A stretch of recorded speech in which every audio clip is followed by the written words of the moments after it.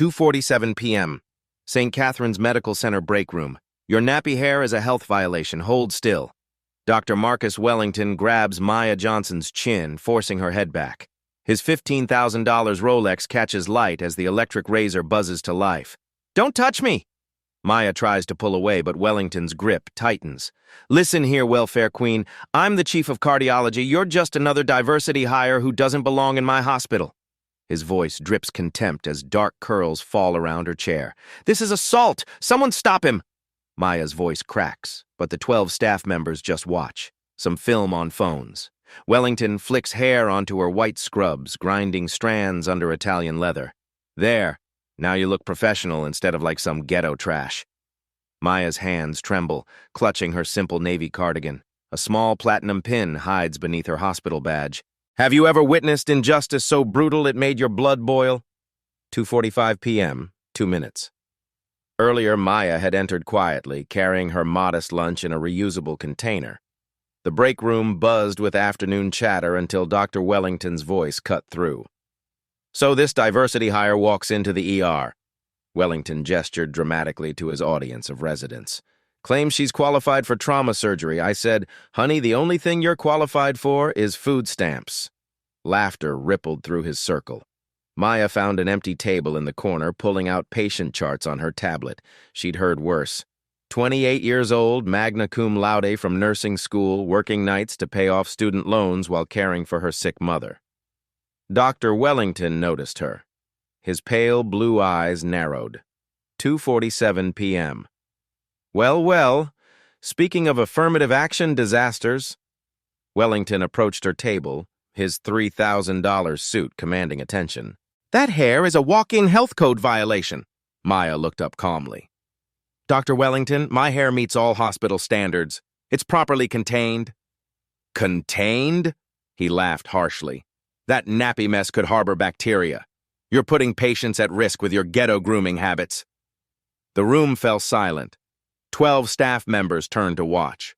Maya's fingers tightened around her tablet, but her voice remained steady. "My hair is clean and professional. I've never had a single hygiene complaint in 3 years here." 3 years too many. Wellington grabbed the electric razor from a maintenance cart. "Time for some real hygiene standards. Your nappy hair is a health violation. Hold still." Wellington seized Maya's chin, forcing her head back. The razor buzzed to life as she struggled against his grip. "Don't touch me!" Maya tried to twist away, but his fingers dug into her jaw. "Listen here, welfare queen. I'm the chief of cardiology. You're just another diversity hire who doesn't belong in my hospital." His voice carried across the silent room as dark curls began falling. "This is assault! Someone stop him!" Maya's plea echoed off the walls, but the witnesses just stared. Some lifted phones to record. Others whispered behind their hands. None intervened. Dr. Sarah Kim, a first-year resident, started an Instagram live stream. "OMG, you guys, you won't believe what's happening at my hospital right now." The viewer count climbed. 23, 67, 156. Wellington continued his work, methodically shaving sections of Maya's hair while she fought back tears. "There we go. Now you look professional instead of like some ghetto trash who wandered in off the streets." He flicked the cut hair onto her white scrubs, then ground the strands under his Italian leather shoes. The sound was deliberate, cruel. Comments flooded Dr. Kim's live stream. Asterisk, "This is literally assault." Asterisk, "Someone call security." Asterisk, "Is this really happening in 2025? Asterisk, "What hospital is this?" The view count hit 312, then 458. Maya's humiliation was going viral in real time. "Please," Maya whispered, her professional composure cracking. "This isn't right." "What's not right," Wellington sneered, "is pretending you belong here. Your kind should stick to cleaning bedpans, not playing doctor with real patients' lives." A nursing supervisor, Janet Martinez, finally entered the room, but instead of stopping Wellington, she approached Maya.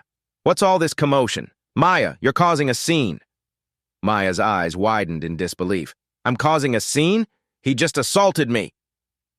"Dr. Wellington is addressing a legitimate hygiene concern," Janet replied stiffly, avoiding eye contact with the live stream cameras. Maya's phone buzzed with a text message. The screen lit up. Board meeting starts in 8 minutes. Dad says don't be late for the 3 p.m. announcement. She quickly silenced the phone, but not before Wellington noticed her checking the time. Somewhere important to be? He mocked. Let me guess. The welfare office closes early? Another text appeared. The press conference is set. Are you ready for today? Maya's heart pounded. She glanced at the wall clock. 2:52 p.m., 8 minutes. As Maya shifted to hide her phone, several items slipped from her cardigan pocket. A first-class boarding pass fell to the floor. The destination was clearly visible. Medical Conference, Geneva. Wellington picked it up, frowning. Where'd you steal this from? Next came a VIP hospital parking permit. Executive-level access only. Then her wallet opened, revealing a Platinum American Express card and what looked like a Harvard Medical School alumni card. But Maya snatched them back before anyone could look closely. Probably fake, Wellington dismissed. You people are always trying to pretend you're something you're not. The live stream viewer count had reached 694. Comments were getting angrier. Asterisk, this doctor should be fired. Asterisk, post the hospital name. Asterisk, #justice for Maya trending now. Wellington stepped back to admire his handiwork. Maya sat with patches of hair missing, tears finally breaking free despite her efforts to maintain composure. Much better, he announced to his audience. Maybe now you'll remember your place in this hospital's hierarchy. Maya's tablet wallpaper briefly became visible as she reached for tissue, a family photo showing her with several people in expensive suits at what appeared to be a hospital groundbreaking ceremony. But the image disappeared too quickly for anyone to study it closely. Her phone buzzed again. 5 minutes until announcement. The board is assembled. Maya stood slowly, brushing hair off her scrubs with as much dignity as she could manage. Her voice was quiet but steady. Doctor Wellington, are you familiar with Section 1557 of the Affordable Care Act regarding discrimination in healthcare settings? Wellington laughed. Save your Google searches for someone who cares, sweetheart. Security. A reluctant security guard approached. Ma'am, I think it's best if you come with me. Maya looked around the room one final time. The live stream was now at 891 viewers.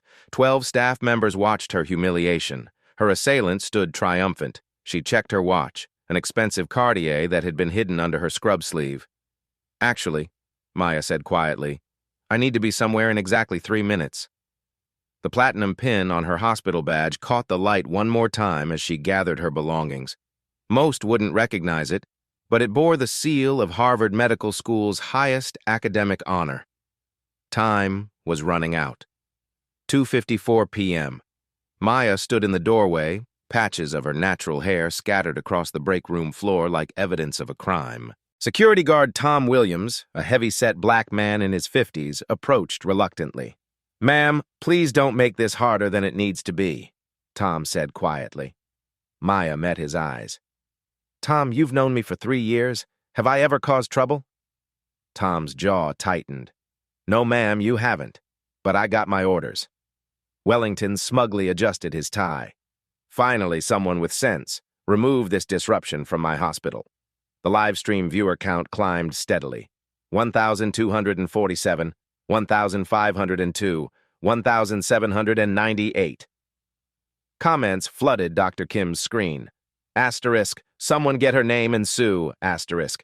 This is 2025, not 1925. Asterisk, where are the other doctors? Asterisk, post the hospital address. Dr. Kim adjusted her angle. Guys, I'm documenting the most racist thing I've ever witnessed. Wellington noticed the camera. Turn that off immediately. This is a private medical facility. Actually, this is a public space and I have every right to record, Dr. Kim replied boldly. 2:55 p.m. hospital PR manager Rebecca Lane burst through the doors, face pale and phone pressed to her ear. She took one look at the scene and her professional composure cracked. Dr. Wellington, what exactly is happening here? Simply addressing a hygiene violation, Wellington replied smoothly. This employee was non-compliant with safety standards. Rebecca's eyes darted to the live stream, now showing 2,156 viewers. Her phone buzzed constantly. The hospital's social media mentions were exploding. Sir, with respect, this appears to be Appears to be what? Wellington's voice turned sharp. Are you questioning my medical judgment? I'm the chief of cardiology. She's a night shift nurse who clearly doesn't understand professional standards. Maya's phone buzzed. 2 minutes. The press is asking questions. She typed back. Almost ready. Wellington noticed her texting. Still playing make-believe? Who are you texting, your parole officer? Doctor. Kim continued her live stream. This is absolutely insane. The chief of cardiology just literally shaved a black nurse's hair off and now they're trying to escort her out like she's the criminal. Comments exploded. Asterisk. Hash. St. Catherine's Hospital hash racism. Asterisk. Viral this now. Asterisk. She should sue for millions. Asterisk. Call the news stations. 2:56 p.m. more staff crowded the doorway. Word was spreading through hospital corridors. Nurses from other floors appeared. Residents peeked around corners. Some looked horrified. Others whispered, careful not to challenge Wellington's authority.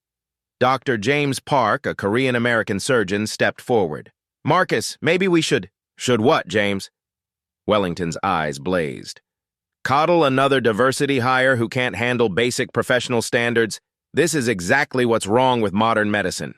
Too much political correctness, not enough actual competence. Young nursing assistant Maria Gonzalez spoke from the back. Doctor, Wellington, Maya is one of our best nurses. Patients request her specifically. Wellington whirled around. And who asked for your opinion? Another one who probably can't speak English properly? The racist attack on Maria caused audible gasps. Dr. Park stepped forward, face flushed with anger. That's enough, Marcus. This has gone too far. Has it? Wellington's voice rose. I'm tired of pretending these people belong in professional settings. They lower our standards, play victim when called out, and drain resources from qualified candidates. Maya remained by the door, dignity intact. Dr. Wellington, you've committed assault and battery. You've violated my civil rights, and you've done it all on camera. Wellington laughed harshly. Assault? I corrected a hygiene problem. Sue me. With what lawyer? With what money? Girls like you all talk. Tom shifted uncomfortably. Doc, maybe we should just... Maybe nothing, Wellington snapped. Do your job or find another one. That goes for anyone else who wants to challenge my authority. The threat hung in the air. Wellington had powerful board connections. He could destroy careers with a phone call. 2:57 p.m. The live stream hit 2,847 viewers. Hash St. Catherine's racism was trending. Screenshots spread across every platform. Local news stations picked up the hashtag. The hospital's accounts were bombarded with angry comments. Rebecca Lane frantically coordinated damage control, but the story spread like wildfire. Maya's phone rang. Dad. She declined, but others noticed the expensive iPhone and several missed calls. Wellington saw the Cartier watch beneath her scrub sleeve. Uncertainty flickered across his face. Popular today, aren't we? Wellington mocked, pushing down doubts. Let me guess. Baby daddy wondering where his welfare check is? Several staff members flinched at the cruelty. Even Tom looked ashamed. Doctor, Kim's comments turned vicious toward Wellington.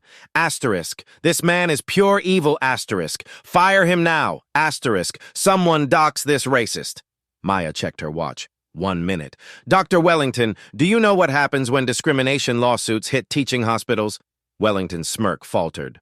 What are you babbling about? Federal funding gets reviewed, medical residents get reassigned, accreditation gets questioned.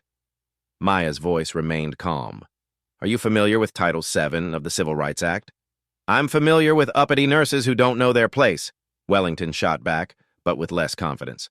2:58 p.m. CEO Drive Richard Stone appeared in the hallway, wearing an expensive suit and grim expression suggesting he'd heard about the situation. Rebecca immediately went to him, whispering urgently about viral live stream and trending hashtags. Dr. Stone's face darkened as he listened.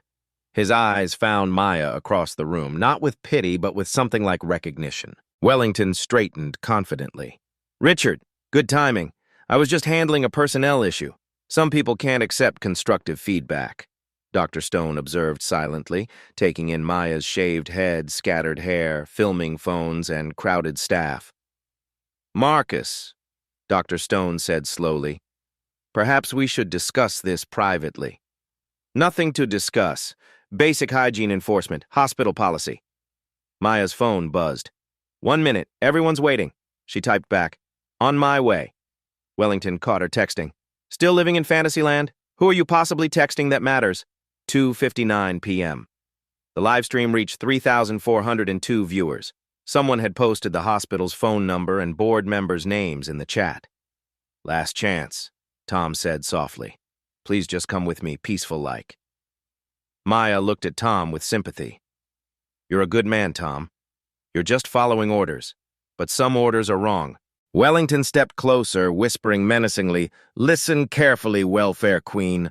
Walk out now with dignity, or I'll make sure every hospital in this city knows you're in trouble. I'll destroy any chance you have of working in healthcare again. Maya met his gaze steadily. Dr. Wellington, are you threatening me? I'm educating you about reality, he replied louder. I have influence, I have power, I have 30 years of connections. You have nothing but attitude. The clock showed 2:59 p.m. Maya's phone rang. She answered the speaker. Maya? Honey, where are you? The voice was warm, authoritative, upper class. I'm handling something, Dad. I'll be right there. Dad? Wellington laughed loudly. Seriously? Some fake daddy calling to save you? What's next? Claiming your royalty? The board is assembled, the voice continued. The press conference starts in 30 seconds. We can't announce the new hospital director without you there. Complete silence. Wellington's face went white. Maya smiled for the first time. Actually, Dr. Wellington, I think it's time you met my father. She walked toward the door. Tom stepped aside automatically. Dr. Wellington, Maya said, turning back, when someone tells you they're going to be somewhere in exactly 3 minutes, maybe you should ask where they're going.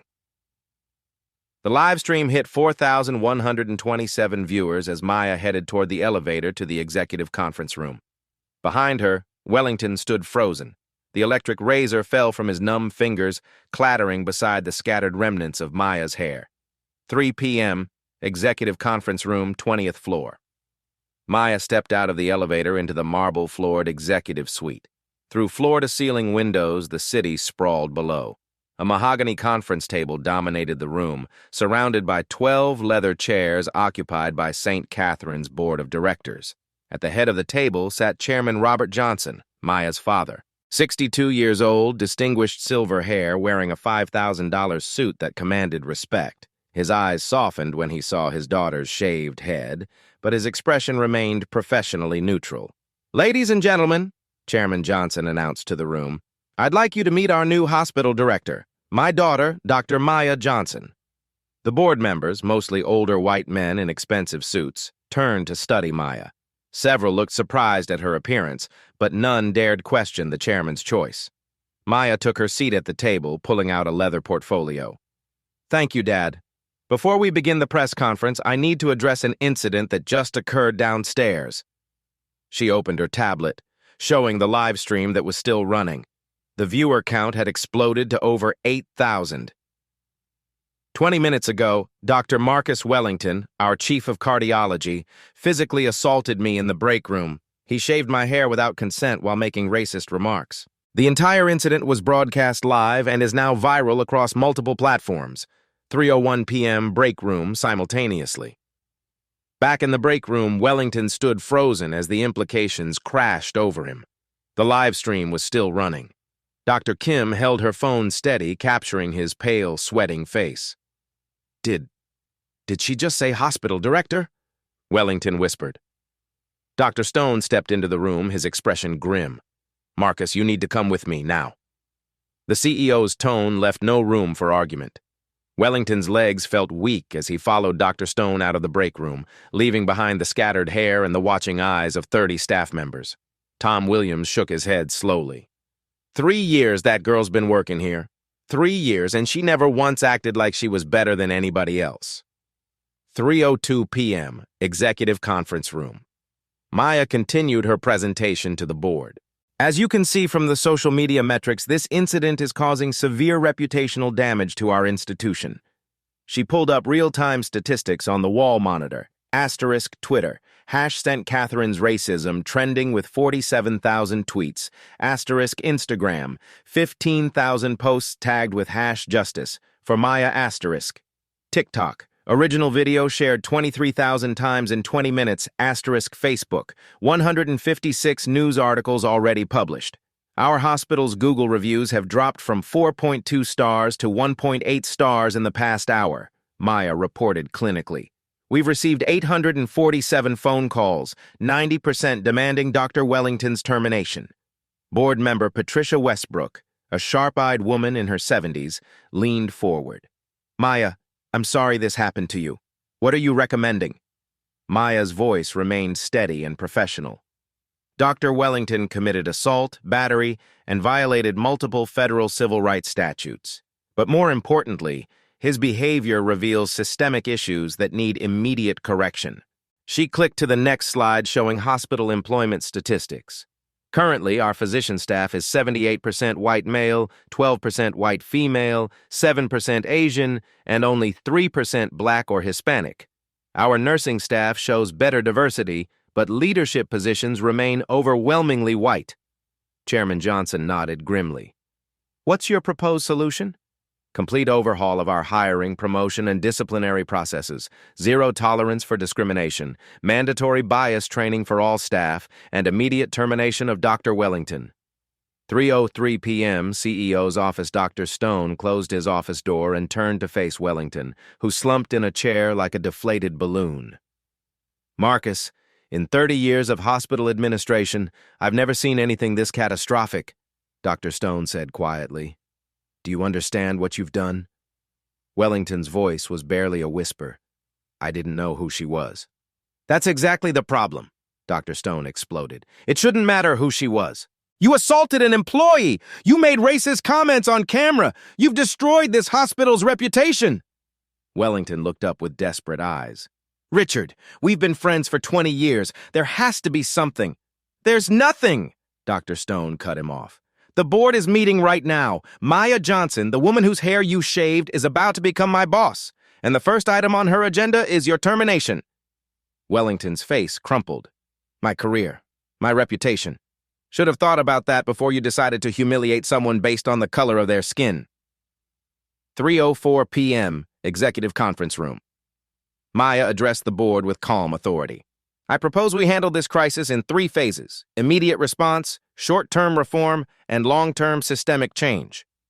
She clicked to her detailed action plan. Phase 1, immediate response, Doctor. Wellington's termination effective immediately, public apology from hospital leadership, press conference announcing our commitment to change, establishment of $50,000 diversity scholarship fund. Board member James Harrison, an elderly man with kind eyes, raised his hand. Maya, how do we address the legal ramifications? I won't be filing personal charges, Maya replied, but we need to cooperate fully with any federal investigation. The Department of Health and Human Services will likely review our civil rights compliance. She clicked to the next slide showing financial projections. Phase 2, short-term reform, hire chief diversity officer within 30 days, implement anonymous reporting system for discrimination, mandatory 40-hour bias training for all staff, external audit of hiring and promotion practices, cost $2.3 million over 12 months. Patricia Westbrook studied the numbers. What about our federal funding? We receive $47 million annually in Medicare and Medicaid reimbursements. That's exactly why we need to act decisively, Maya responded. Discrimination violations could jeopardize every federal dollar we receive. The financial risk of inaction far exceeds the cost of reform. 3:05 p.m. Hospital corridors. News of Maya's identity spread through the hospital like wildfire. Staff members gathered in small groups, whispering in amazement. Maya Johnson is the new director? The girl who brings her lunch in Tupperware is about to run this place? She used to help me with my charting when I was struggling. Never acted superior. Wellington picked the wrong person to mess with. In the break room, Dr. Kim was still live streaming to over 12,000 viewers. Guys, this is incredible. The nurse he attacked is actually the daughter of the hospital board chairman. She's about to become the hospital director. Comments flooded in. Best plot twist ever. Justice is served. She played the long game. Wellington is finished. 3:06 p.m. Executive Conference Room. Maya concluded her presentation with Phase 3, long-term systemic change, partnership with historically black colleges for recruitment, mentorship programs for underrepresented medical students, community health initiatives targeting underserved populations, annual diversity and inclusion audit by external firm, goal, 40% leadership diversity within 3 years. Chairman Johnson looked around the table. All in favor of Maya's comprehensive plan? 12 hands raised unanimously. Motion carried. Maya, you have the board's full support. Maya stood, her shaved head held high with quiet dignity. Thank you. Now, shall we address the press? She walked to the window overlooking the hospital entrance. Below, news vans were arriving. Protesters had gathered with signs reading "Justice for Maya" and "Fire Racist Doctors." Her phone buzzed with a text from Tom Williams. Dr. Johnson, we're all proud of you. That man finally got what he deserved. Maya smiled for the second time that day. She touched her shaved scalp gently, feeling the rough stubble where her natural hair had been. Dad, she said quietly, I'm ready to face the cameras. Chairman Johnson joined her at the window. Are you sure you want to do this today, after what you've been through? Maya's voice was strong and clear. This isn't about what happened to me. This is about making sure it never happens to anyone else. She gathered her materials and headed toward the door. Besides, I've been preparing for this moment my entire life. 3:07 p.m. As Maya walked toward the elevator that would take her to face the press, her reflection caught in the polished elevator doors. The shaved patches in her hair were visible, but so was something else. Quiet power, unshakable dignity, and the confidence of someone who had just transformed personal humiliation into systemic change. The elevator doors opened. Dr. Maya Johnson, hospital director, stepped inside. 3:08 p.m., hospital main lobby. Maya emerged from the executive elevator into the main lobby, now transformed into a media circus. 7 news vans lined the circular drive. Reporters from Channel 4, Channel 7, and CNN pushed forward with microphones. Hospital security struggled to maintain order as protesters chanted outside the glass doors. Justice for Maya! Fire racist doctors! The lobby's marble floors echoed with the clicking of cameras and shouting questions. Maya walked calmly through the chaos, her shaved head held high, still wearing her simple navy cardigan over scrubs. The contrast between her modest appearance and her newfound power was striking. Dr. Johnson! Dr. Johnson! Reporters shouted over each other. Maya approached the makeshift podium set up by the hospital's PR team. Rebecca Lane, still pale from the earlier crisis, handed her a microphone with trembling hands. Ladies and gentlemen, Maya began, her voice carrying clearly over the crowd. My name is Dr. Maya Johnson, and as of today, I am the new hospital director of St. Catherine's Medical Center. A hush fell over the room. 3:10 p.m., CEO's office. Simultaneously, Dr. Wellington sat across from Dr. Stone, who was reading from a legal document with a grim expression. Marcus, this is your termination letter. Effective immediately, you are relieved of all duties as chief of cardiology. Your hospital privileges are revoked, and security will escort you from the premises. Wellington's hands shook as he read the charges. Assault and battery of hospital employee. Violation of Civil Rights Act, Title VII. Creating hostile work environment. Conduct unbecoming a medical professional. Damage to hospital reputation. Richard, please. Wellington's voice cracked. I have a mortgage, kids in college. This will destroy me. Dr. Stone's face remained stone cold. You should have considered that before you decided to humiliate a colleague based on her race. Your actions have cost this hospital millions in reputation damage and potential legal liability. Wellington tried one last desperate appeal. It was just... I was having a bad day. I didn't mean... Marcus, Dr. Stone interrupted. I've reviewed the security footage. You planned this. You grabbed that razor deliberately. You made calculated racist remarks. This wasn't a moment of poor judgment. This was systematic abuse of power. 3:11 p.m., main lobby press conference. Maya continued addressing the packed lobby, now silent except for clicking cameras. 2 hours ago, Dr. Marcus Wellington, former chief of cardiology, physically assaulted me by shaving my hair without consent while making explicitly racist statements. The attack was witnessed by over 30 staff members and broadcast live to thousands of viewers online. She paused, letting the gravity sink in. Some of you might ask why I didn't immediately reveal my identity or my family connection to this hospital. The answer is simple. I wanted to experience firsthand what our employees face every day. Maya pulled out her tablet, displaying statistics on the large screen behind her.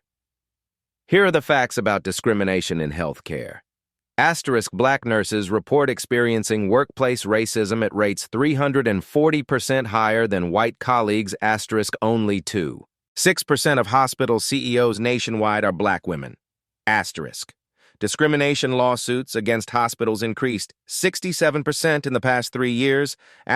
Patient outcomes improve by 23% when care teams reflect community diversity. Channel 7's lead reporter, Sarah Martinez, raised her hand. Dr. Johnson, what specific actions will you take against Dr. Wellington? Maya's response was measured and precise. Dr. Wellington has been terminated effective immediately. However, this isn't about one individual. This is about systemic change. She clicked to her next slide, showing financial data. St. Catherine's Hospital receives $47 million annually in federal funding. Under Section 1557 of the Affordable Care Act, healthcare institutions that receive federal funding cannot discriminate based on race, color, or national origin. Violations can result in complete loss of federal support. The financial implications sent murmurs through the crowd of reporters. 3:13 p.m., Security Office Wellington sat in security holding, watching Maya's press conference on a small television. His face was ashen as he heard his career being systematically dismantled. Security Chief Dave Torres approached with a box of Wellington's personal belongings. Dr. Wellington, I need your hospital ID, parking pass, and office keys. Wellington slowly removed his lanyard, hands trembling. The weight of his destroyed reputation settled on his shoulders like a crushing burden. Dave, you know me. I've worked here for 15 years. I'm not a bad person. Dave's expression remained professional but sympathetic. Dr. Wellington, I saw that video. What you did was wrong. My daughter's a nurse. If someone treated her like that, I'd want them gone too. Wellington stared at his hospital ID photo, taken when he was younger, more confident, back when he thought his position made him untouchable. 3:15 p.m., main lobby. Maya continued her presentation with devastating precision. Let me share the real cost of workplace discrimination. Financial impact on St. Catherine's annual. Staff turnover among nurses of color, 67% versus 23% for white nurses. Replacement and training costs, $890,000. Discrimination lawsuit settlements, $2.3 million. Decreased patient satisfaction scores, loss of $1.2 million in performance bonuses. Total cost, $4.4 million per year. The numbers hit the room like a physical blow. Hospital board members in the back nodded grimly. They'd seen these figures in private meetings. CNN's medical correspondent, Dr. Patricia Williams, stepped forward. Dr. Johnson, critics might say this incident is being blown out of proportion. How do you respond? Maya's voice remained calm but carried steel underneath. Dr. Williams, when a senior physician physically assaults a colleague while making racist statements and 30 witnesses do nothing to intervene, that's not an isolated incident. That's institutional failure. She clicked to video testimony from hospital staff. Tom Williams, security. I knew it was wrong, but I was afraid of losing my job. Maria Gonzalez, nursing assistant. He called me and others' names before. We just stayed quiet. Dr. James Park, surgeon. I should have stopped it immediately. I was a coward. Maya addressed the camera directly. This is what systemic racism looks like. Not burning crosses or obvious hatred, but everyday humiliation that people accept as normal. 3:17 p.m. Wellington's former office hospital maintenance staff were already removing Wellington's nameplate from his office door. Inside, his medical degrees, awards, and family photos were being packed into boxes. His secretary, Jennifer, worked with red eyes. She'd witnessed Wellington's discriminatory behavior for years, but never spoke up, afraid of retaliation. 15 years, she whispered to herself, gone in one afternoon. Dr. Park appeared in the doorway. Jennifer, how are you holding up? She looked up, tears threatening. Dr. Park, I should have reported his behavior years ago. I kept records. The racist jokes, the comments about those people. I was too scared. Dr. Park sat down across from her. Jennifer, it's not too late. Dr. Johnson will want to see those records. You can still do the right thing. 3:18 p.m., main lobby. Maya moved to her final phase, the ultimatum that would reshape the hospital forever. Effective immediately, Saint. Catherine's Medical Center is implementing the most comprehensive anti-discrimination program in the country. Phase 1. Immediate actions. Asterisk. Zero tolerance policy. First offense results in suspension. Second offense termination. Asterisk. Anonymous reporting system with external oversight. Asterisk. $100,000 emergency fund for affected employees. Asterisk. Independent civil rights audit beginning next week. She paused for emphasis. Phase 2. Structural reform. Asterisk. All management positions to be 40% diverse within 18 months. Asterisk partnership with Howard University Medical School for physician recruitment. Asterisk mandatory 60 hours annual bias training. Failure to complete results in termination. Asterisk patient advocacy program in 8 languages. The scope of change was breathtaking. Several board members shifted uncomfortably. This was more aggressive than they'd expected. Phase 3. Accountability. Asterisk. Monthly public reporting of diversity statistics. Asterisk. Community Oversight Board with enforcement powers. Asterisk. $2 million annual investment in underserved community health. Asterisk. Personal liability for supervisors who ignore discrimination. Channel 4's anchor Robert Hayes pressed. Dr. Johnson, some physicians might resist these changes. How will you ensure compliance? Maya's response was swift and uncompromising. Any physician who cannot treat colleagues and patients with equal dignity regardless of race has no place in modern medicine. They're welcome to find employment elsewhere. 3:20 p.m., hospital loading dock. Wellington walked slowly toward his BMW, carrying a single box of personal belongings. Security guard Tom Williams accompanied him, maintaining professional distance. Dr. Wellington, Tom said quietly, for what it's worth, I hope you learn from this. Wellington looked back at the hospital where he'd built his career. Through the windows, he could see Maya still addressing the press, systematically dismantling everything he'd thought made him powerful. Tom, Wellington said, his voice hollow, I spent 30 years climbing to the top of this hospital. It took 30 minutes to lose it all. He got into his car and drove away, leaving behind not just his job, but his entire identity.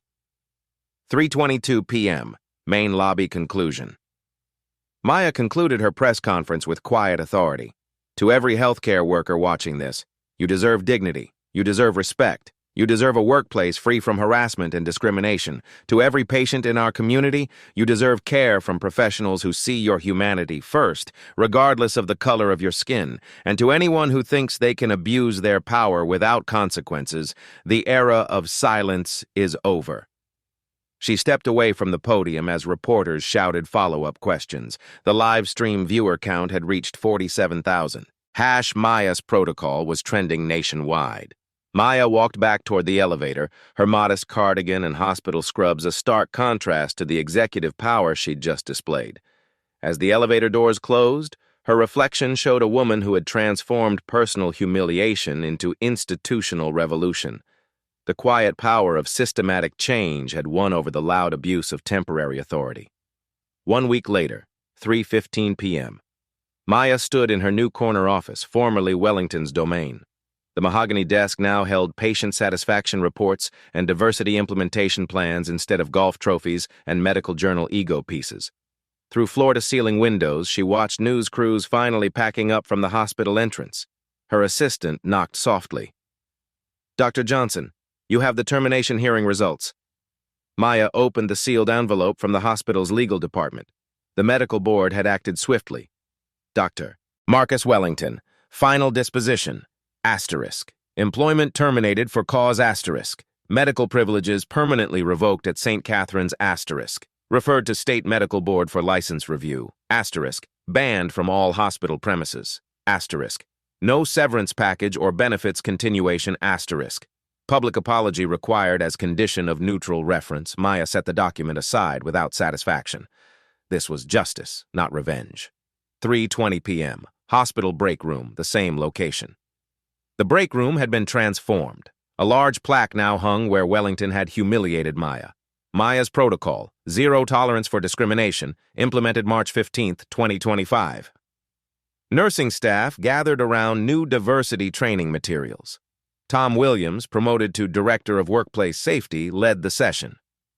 This anonymous reporting app goes live today, Tom explained to the mixed group of doctors, nurses, and support staff. Any incident gets investigated within 24 hours by external auditors, not hospital administration. Dr. Kim, the resident who live-streamed the original assault, raised her hand. Tom, what happens if someone files a false report? Same consequences as discrimination. Suspension pending investigation. We're serious about both protecting victims and preventing abuse of the system. Maria Gonzalez, the nursing assistant Wellington had attacked, stood up.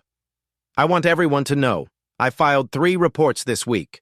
3 different doctors who made comments about my accent, my citizenship, my intelligence. All 3 are now in mandatory sensitivity training. Applause filled the room. For the first time in years, staff felt empowered to speak truth to power. 3:25 p.m., medical staff lounge Dr. James Park sat with 5 other physicians, reviewing the new mandatory training requirements. The 60-hour bias education program was comprehensive. Unconscious bias recognition, cultural competency, legal consequences of discrimination, and patient advocacy. 60 hours seems excessive, complained Dr. Robert Hayes, an older orthopedic surgeon. You know what's excessive? Dr. Park replied firmly. Watching a colleague get assaulted while doing nothing. I'll never forgive myself for that moment of cowardice. Dr. Janet Martinez, the nursing supervisor who initially sided with Wellington, entered quietly. She'd been demoted to staff nurse and required to complete 120 hours of additional training. James, she said, I wanted to apologize publicly. I failed Maya when she needed support. I failed every nurse of color in this hospital. I'm trying to do better. The room fell silent. Public accountability was becoming the new normal at St. Catherine. 3:30 p.m. Maya's office, Rebecca Lane, knocked and entered with social media analytics. Dr. Johnson, the numbers are remarkable. Our hospital's reputation has completely transformed. 1-week results. * Google reviews. Up from 1.8 to 4.7 stars. *#. Maya's protocol. 2.3 million uses across all platforms. * job applications from diverse candidates. Up 847%. * patient satisfaction calls. Up 234%. * community trust surveys. Highest in hospital history. Maya studied the data. What about financial impact? Incredible. 3 major medical malpractice insurers have offered us premium reductions for implementing comprehensive bias training. We'll save $1.8 million annually just on insurance costs. Rebecca continued. The Diversity Scholarship Fund has raised $290,000 in donations. Howard University Medical School wants to establish a residency pipeline. The NAACP is nominating you for their Healthcare Leadership Award. Maya smiled. And federal funding? Secure. The Department of Health and Human Services sent a commendation letter. We're being held up as a model for other institutions. 3:35 p.m., Patient Care Unit. Maya made her daily rounds, something Wellington never did. She stopped at room 314 where Mrs. Eleanor Washington, an elderly black woman, was recovering from heart surgery. How are you feeling today, Mrs. Washington? The patient's eyes lit up. Oh, honey, you're the young doctor I saw on the news, the one who stood up to that racist man. Maya sat down, taking the woman's hand. I'm the new hospital director. How has your care been? Child, let me tell you something. I have been coming to this hospital for 20 years. For the first time in my life, the nurses smile when they see me. First time doctors explain things in words I understand. For the first time, I feel like they care about me as a person. Maya's throat tightened. This was why the fight mattered. 3:40 p.m., Wellington's suburban home 50 miles away, Marcus Wellington sat in his empty house. His wife had taken the children to her mother's. His medical practice partnerships had been dissolved. Local news crews occasionally drove by, but the story had largely moved on. His phone rang. Dr. Richard Stone's name appeared. Marcus, I'm calling with an update. The state medical board completed their review. Wellington held his breath. Your license is suspended for 2 years minimum. You'll need to complete extensive rehabilitation, including bias training, community service, and psychological evaluation. Even then, reinstatement isn't guaranteed. Wellington's career was effectively over. At 45, he faced starting completely over, if anyone would hire him. Richard, I know you probably hate me, but I want you to know I've been watching the news coverage. Dr. Johnson is remarkable. Maybe this needed to happen. The line went quiet for a long moment.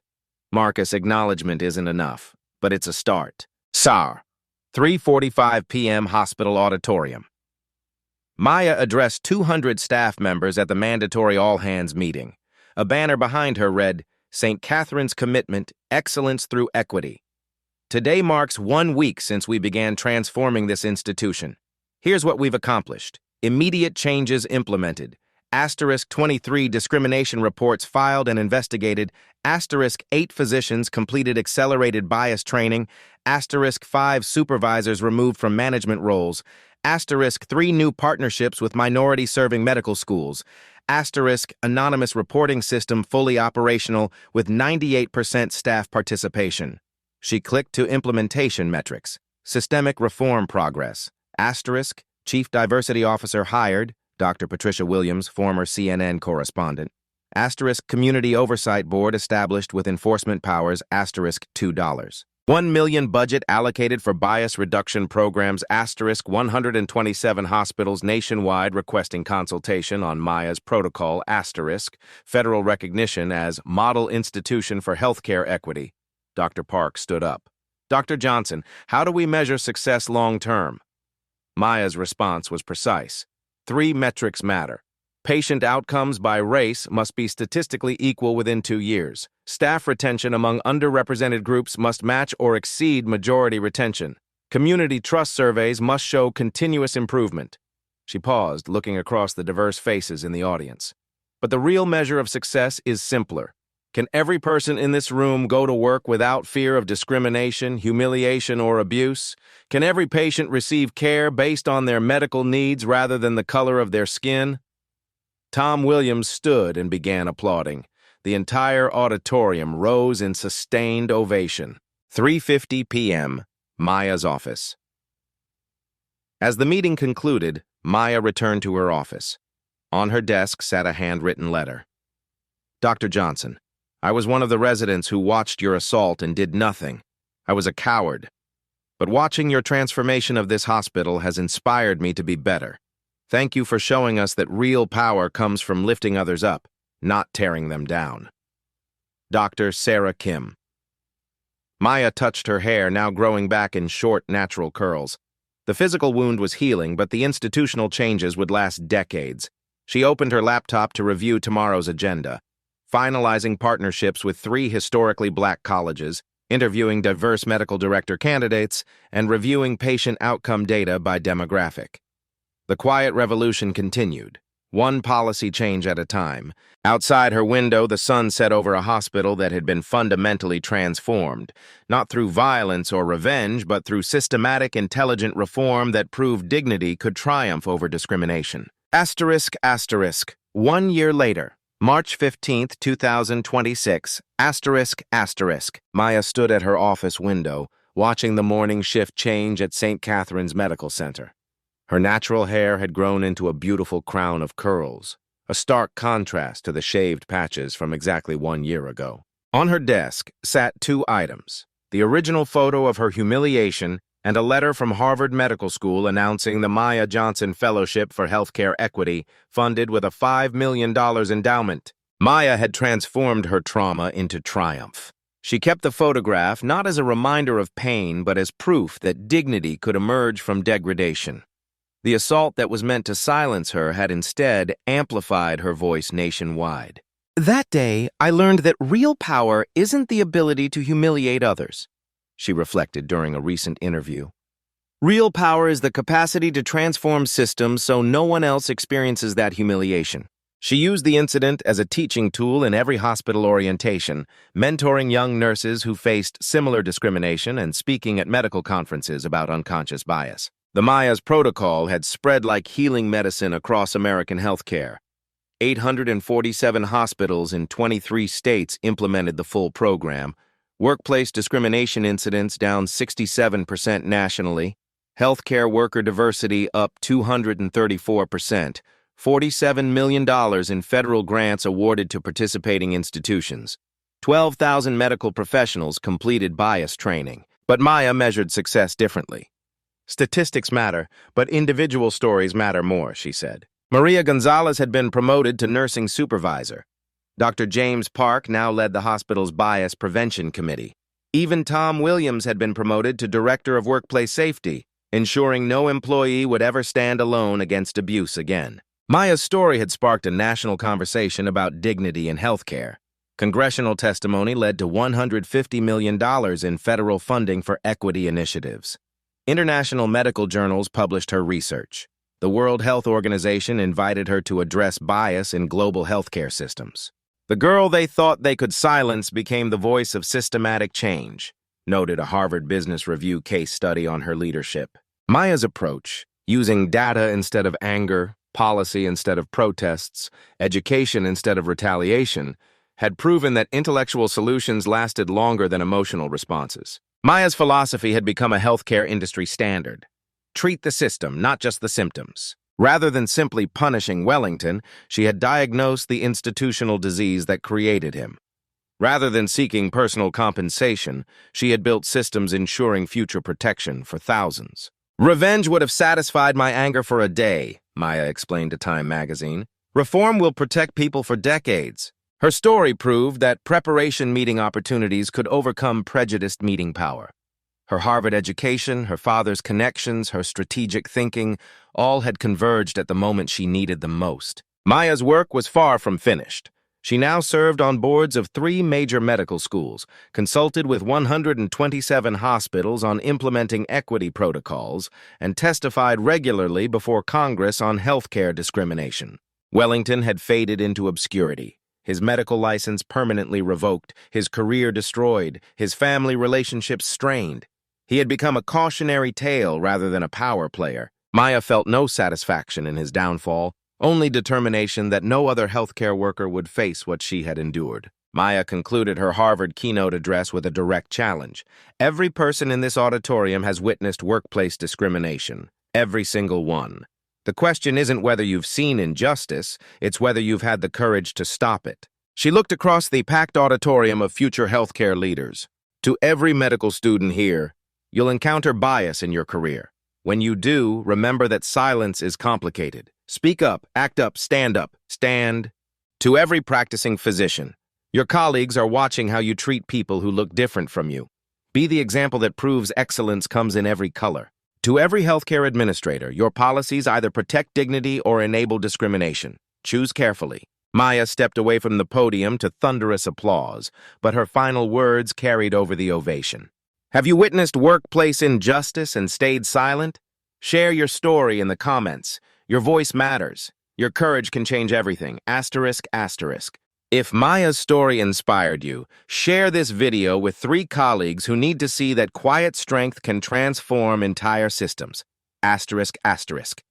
Subscribe to Black Tale Stories for more accounts of everyday heroes creating extraordinary change through intelligence, dignity, and determination. Asterisk, asterisk. Join our community of viewers who believe in systemic change over silence. Together, we can ensure that dignity wins over discrimination every time. Asterisk, asterisk. The quiet revolution continued, one shared story at a time.